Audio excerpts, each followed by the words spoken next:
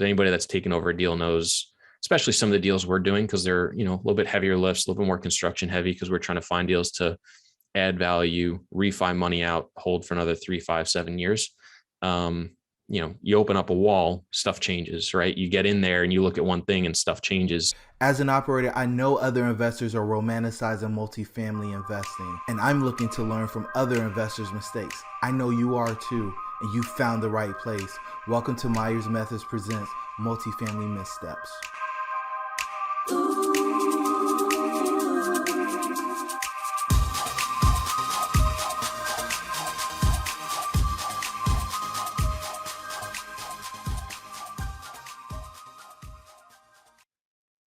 Hey everybody, and welcome to Multifamily Missteps. I'm your host, Jerome, and I've got the pleasure of having my man Chris Grenzig in the building with me today.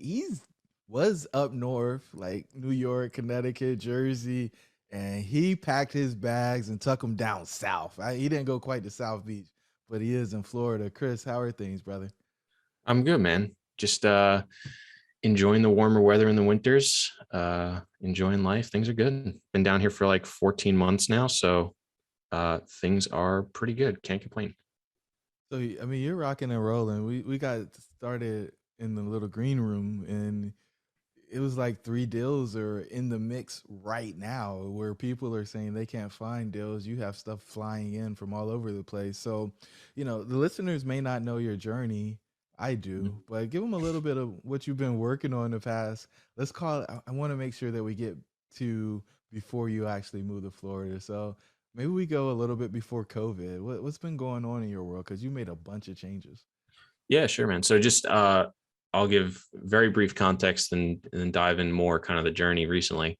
Graduated college 2014, played Division I soccer, coached for a couple years, got my feet wet in the business world, being a cold caller for a stock brokerage company, got licensed, hated it, got introduced into real estate January 2016, trying to flip houses in New York with my mom and my cousin. Completely failed at that for several months. We tried flipping out of state. We tried tax deed purchases, and then eventually found our footing in multifamily. So we got introduced to John Cohen, who's one of the co-owners at Toro Real Estate Partners, where I used to work. Did a couple deals on the side with him, like 100 plus units, then joined Toro because they were growing. So him and his partner, Don, would focus on much larger deals. So 100 to 500, 5 to 50 million. And they were looking for some help. So I joined over there right after they closed their second deal. And we're under contract on their third. They kind of coached me up. And then my role eventually turned into basically running all of our deals down in Florida and then helping out with the asset management on most of the other deals we own. So while I was there, including those first two, we bought about 4,000 units worth about like 300 million, 23 properties in total. And we went full cycle on 7 of those while I was there. And then we actually bought 1,000 units in Jacksonville, Florida, 7 properties. And 2 of those 7 that we went full cycle on were in Florida. And since I've left Toro, I've been gone for roughly 14 months. They sold 1 other deal in Florida, so they got 4 left. But I was there for 4.5 years. I was there from August 2016 to November 2020. Not quite 4.5, but close enough. And when COVID hit, things got kind of weird. We didn't really know what was going on. Like I said, I ran everything in Florida. So half of my job was basically finding new deals for us to look at and take down. We basically stopped looking and just focused purely on what was happening with the world, with our deals. I mean, at the time, back in February, March, April, we thought the world was going to fall out from underneath us. And we thought collections were going to drop to like 50%. And we're trying to figure out how we're going to pay our expenses and our loans and all this stuff. And, that never really happened, thankfully for us. But a lot of my working hours kind of just vanished overnight. So I was, New York was really locked down at the time. So I was living in my mom's basement because I moved out of the city. I was by myself in a 55 and older community, basically not really doing any work, not really doing a heck of a lot of anything, just kind of vegging out, sitting on the couch. But started looking for deals to buy for myself. I had some cash set on the sidelines. Some family members had some cash on the sidelines. Because we weren't sure what was going on. I also thought it was going to be a really good buying opportunity. Thought we'd find distressed sellers, buy stuff for 40, 50 cents on the dollar, stay in cash until kind of stuff got right and, do whatever. That never really happened, but we still found a really great deal. The 16 unit deal in an area of Jacksonville called Orange Park. Toro had just bought almost a carbon copy of that property around the corner. It was 117 units, basically the same floor plan, same submarket, same a lot of everything. So I was like, this is a great deal. And I was getting it for cheaper than that one. So I was like, okay, this is great. We bought ours for 88 a door. We bought that one for 73. And I was like, this is fantastic. So put that under contract and just started going through the process, kind of put it out there to, network and social media. And a lot of people asking, hey, are you leaving? Like, what are you doing? What does this mean? John even asked me too. And I was like, no, I'm just buying a deal, like no big deal. But kind of just got asked so many times. I started thinking about it. I was like, shit, maybe I should, like, maybe this is the time and place to do it. And really got there thinking, and I was like, I'm 28, about to be 29. I was kind of sitting there. I was like, if not now, when am I going to do it? And ultimately I decided, like, I don't want to be 80 years old and look back and regret not having tried it. So decided to pack my bags, move down to Florida to own that deal, operate that deal as the property manager, construction management, all that stuff, and start my own thing. And that was a Thanksgiving of 2020. We picked up our second deal in February of 21. We just closed on our third deal. And then we have 2 more deals under contract that'll be closing in the next 45 to 60 days. Wow. So I mean, for you, you picked up the skill set of cold calling, so Mm-hmm. you're able to find deals. You partner up with some guys who are doing it at a bigger level, Mm-hmm. and then you go out on your own and apply what you spent the last 5 or 6 years learning how to do with other people. I think it's a storybook way of getting into the space and being a full time operator, man. Congrats. Yeah. I mean, when we, the flipping stuff was my mom and my cousin had bought a course and they were just like, hey, you want to join us? And I was like, sure. I mean, I knew literally nothing about real estate, like less than nothing, if that's even possible. Um, and, I kind of gone that route. I wasn't a huge fan of it. We didn't take what we were given and really apply it well. So, like, also fully on us. And I accept that, responsibility, but I just don't think it was the right route for me personally. So when I had the opportunity to join day in, day out, people that knew a lot more than me were, operating at a way higher level. I was like, this is how I learn, right? Because even going back to college, when I was playing soccer, I probably was not at the level of the team that I joined, but by being around them for 2, 3, 4 years, I was eventually up to that level. And I mean, look, I was never, the number one guy on the roster. I didn't start every game, probably started about half of them and played in most of them, but still, by being around those people, that's the way that I really learn and soak up and, kind of learning by that osmosis and hearing things over and over, picking people's brains day in, day out, doing the actual work, getting dirty. For me, I just recognize that that's how I learn.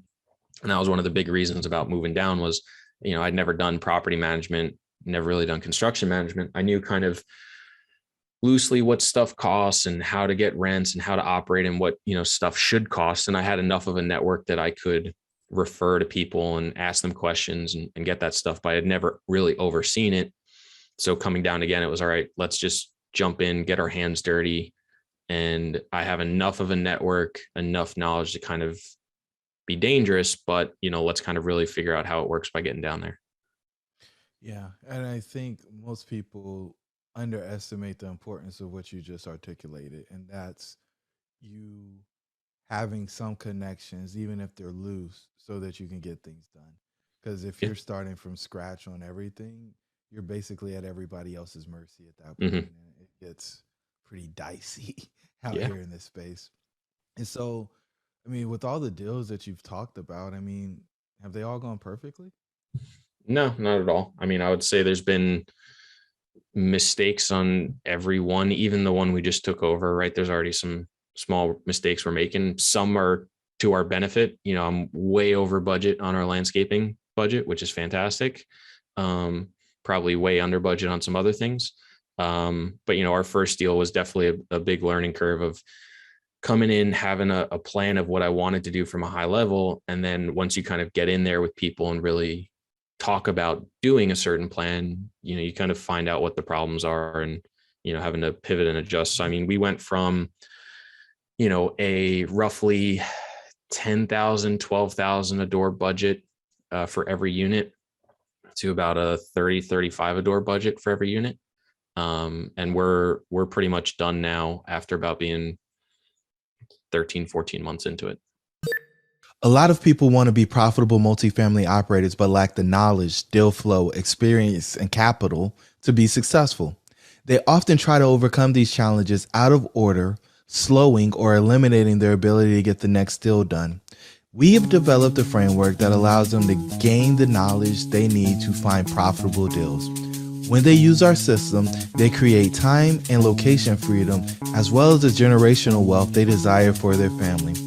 The Multifamily Kickstart program has proven to be the fastest way to establish credibility and build a profitable apartment portfolio. Hop over to jeromemyers.co to find out more information. Whoa. 13 to 30? Did I hear that right? Yeah. Okay, so where did the money come from? Because I mean, it's not like you're doing a quad. Yeah. So, I mean, luckily, my partner, it was just me and a family member on that. We were originally, like I said, we had cash and we were going to close on a deal in cash. Because the world didn't really turn upside down, we decided to get a 70% low levered loan. So we still had the cash. And as we were closing the deal, we kind of said, okay, we kind of had a loose plan. It wasn't like when we go out with Toro and we're raising money from, investors and stuff, you're like, hey, here's our plan and we're going to stick to it. The nice thing is, because it was a JV, we were like, okay, we just kind of decide what we want to do. And we were like, okay, here's what we think we're going to do. For lack of a better term, we have a rough idea and we had a loose game plan in mind. But when we really started getting into it, and there was kind of, I want to say, two main things that really changed it. Once we started really diving into it, we kind of pivoted, and that change was not also like, hey, you have to spend. It wasn't like deferred maintenance, like this thing's going to fall down if you don't spend 35. We went from a more modest renovation plan to a full on, hey, let's really change the perception of this property because of a couple of things. Originally, and those two main things were, one, this was built in 1965. It had these really solid, sturdy hardwood oak cabinets that were in there. And we didn't want to get rid of them because they're nice. They've lasted 60 years. The problem was we wanted to move them slightly and then paint them and refinish them. And because they were one solid piece, trying to cut it and move it and add in a spacer, by the time we started getting pricing back, everyone was like, it's going to cost you the same to get new cabinets.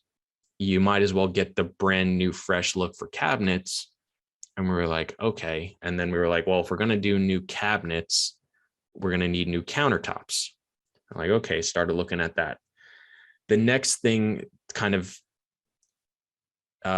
step along the way that was having with this was, this had galvanized plumbing for the water, which I knew was a problem. However, when we took over, we started having a couple leaks that were happening, both in the unit, and we also had one in our courtyard. So it's four unit buildings. So that's like 4 quads on one parcel that form a courtyard. And the sewer and the water run under the ground in the courtyard. And we had one leak so bad, so under pressure, it was actually shooting up about 4 feet from underground and bubbling out over the ground that we could see. So had plumbers look at it, spent some money on fixing it. And we kind of looked at it and said, look, we're going to be ripping out cabinets. We're going to be ripping out countertops. And, a lot of, it looks like this plumbing is kind of getting towards the end of its life. We kind of looked at it and said, all right, let's, instead of trying to just do a partial renovation, push rents, 150, $200, let's get in there. Let's really replace a lot of stuff that needs to be replaced: plumbing, water heaters, cabinets, countertops, flooring, bathrooms. Let's really open this thing up, replace a lot of stuff. And because our intention was always to refinance and hold this property for a long time, we said, let's spend more money now, get a lot of that stuff out of the way, and then we'll have hopefully less headaches for the longer term, as well as too, by spending more, we can push rents more. And we think even improve the tenant quality even more, which then creates an easier management property for the next 5, 7, 10 years, whatever it is. But we really couldn't stick with our original plan. So even if we didn't decide to overhaul it completely, we still would have had to probably spend another 5,000 to 10,000 more a unit just to do any sort of renovation. Wow. And so were you able to refi, and did all the numbers still work out like you wanted them to? I mean, the nice thing with Jacksonville is the past year has seen crazy rent growth. So, I mean, we're getting about $200 over what we projected, even with the upgraded renovations. So we'll probably be all in for roughly 100 a door, 100, 105 when all said and done. There's properties around the corner that are not fully renovated selling for 160 to 170. And the deal Toro bought is probably going to sell at some point. I'm hearing anywhere from 170 to 190 a door. The problem, we're probably gonna have to wait a little bit longer on a refi. The one problem I've heard with the small balance loans for agency is they will, if it's too quick, they'll cap you at 90% of cost. So that would mean, let's say we're all in for 100, they'll only lend you $90,000 per unit, even if the deal is worth, for easy math, right? Let's just say it was $200,000 a door. You could get a 75% loan at 150 a door. I can't quite do the 150 times 16 in my head, but you kind of see the math. You're leaving a ton of money on the table that you could potentially refinance out. I've heard they will give exceptions, but we've still got a few things we've got to wrap up. We just rebuilt a laundry room that had blown down 3 years ago. So that's supposed to be finished up with appliances in the next 1 to 2 weeks. I've still got to add a small grill area. We got security cameras going in. We expanded the pool deck with pavers. So I'm putting in pool furniture for this, spring and summer coming up once we get the cameras in. And then I've got to redo a little bit of the striping on one side because we have to help out an ADA person as well. They're having some trouble with their parking situation. So we're going to, minor thing. But once we kind of get all that done, get, these last units done up to market and stuff of that nature, we're going to start exploring it. So, yeah, that's going to be pending what they actually allow us to do. It's going to be it's going to end up being one of those deals you hear about on podcasts where it's like, I made such and such, and I did this, and it's going to sound fake. And, we're going to be pretty fortunate that it is going to turn into one of those deals. So where it actually shakes out at, I don't know. I think it's amazing for you to be able to capture that much wealth in a single deal. I think that's beautiful. Mm-hmm. So, the final question I always ask the folks who come on and share these stories is, what words of wisdom do you have for our listeners? Yeah, I think I probably should have brought in somebody, we had our vendors. I had a property management contact that helped me while we were doing that. But for some reason, just nobody really looked at those things and said, hey, you're looking at this wrong. So I don't know, I kind of look back and I wonder if I should have been asking more questions of people, hey, where do you see problems? What do you see going wrong? So I think I probably should have brought in more experience earlier on and leaned on them heavier than I did.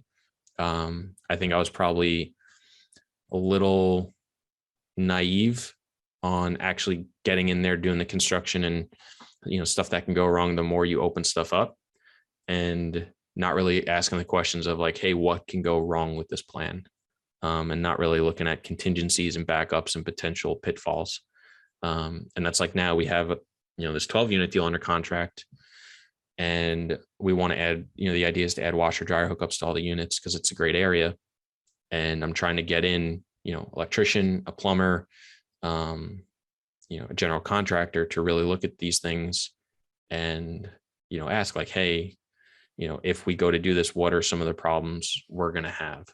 And I think not leaning on that expertise earlier, especially with myself lacking it, I think was kind of the problem. So I would say really surrounding yourself with the people that know more than you do and have been doing it a hell of a lot longer, that can kind of walk you through what your ideas are and what the problems are and what they think about it. Chris, the one thing that you said that I think is beautiful is, and you didn't say it this way, but you were well capitalized. And if you have capital, then it covers up a bunch of mistakes and you can pivot and you got tremendous flexibility. Yeah, that's, one of the things we're doing on the deal we just closed and the new one is our it's a bridge loan, which I don't like. I don't like having renovations tied up in a bridge loan, but our lending partner on that one, what it's really nice about it is they don't package up and sell a lot of their loans to, other people. And they just, you give them your plan of what you're going to do, but then they basically give you the bucket of money. And it's not like line item out, like, hey, if you don't spend $1,800 on appliances, if it's less, they're not going to give you the extra money for something else. Or if it's over, they're going to make you submit a, budget change for every little thing you're doing. They give you a little bit more flexibility and freedom, which was super important for me, as well as we included 10% contingency for all of our capital stuff, but they add on top of that even more. So you have a bigger pool to pull from, and it's not force funded, which is super huge. So knowing who your capital partners are is super important, especially on the debt side. I was super wary about doing these deals without having a bridge partner that's not going to twist my arm if I try to change up what I'm doing a little bit. Because anybody that's taken over a deal knows, especially some of the deals we're doing, because they're, a little bit heavier lifts, a little bit more construction heavy, because we're trying to find deals to add value, refi money out, hold for another 3, 5, 7 years. You open up a wall, stuff changes, right? You get in there and you look at one thing and stuff changes. Having that flexibility is important. And luckily, when I've been talking to investors and the people we've partnered on, most of them, if not all of them, understand that because they have some sort of background or they've done deals. They know this isn't a 2010 Class A 300 unit complex in, Orlando, Florida, where we're coming in and changing some light fixtures and some countertops and, adding some, extra amenities. There's not a whole lot that can go wrong from a construction capital standpoint. You're more at risk of, do you actually get the rent premiums and rent bumps and income that you're looking for when you do that? So, we try to be pretty upfront about like, hey, stuff is going to go wrong. I don't know exactly what, but I'll let you know what it is going to be once we kind of get in there. Love it. Chris, thank you so much for sharing your story with us, man. I think this is going to inspire so many people. Yeah, absolutely. Thanks for having me on. To the listeners, the pack's with you. We'll talk soon. You made it to this juncture, so you really love what we shared on this episode of Myers Methods Presents Multifamily Missteps. Do us a favor, give us a 5-star rating, give us a review, and share this with somebody who's interested in multifamily investing. Until the next time, the pack is with you.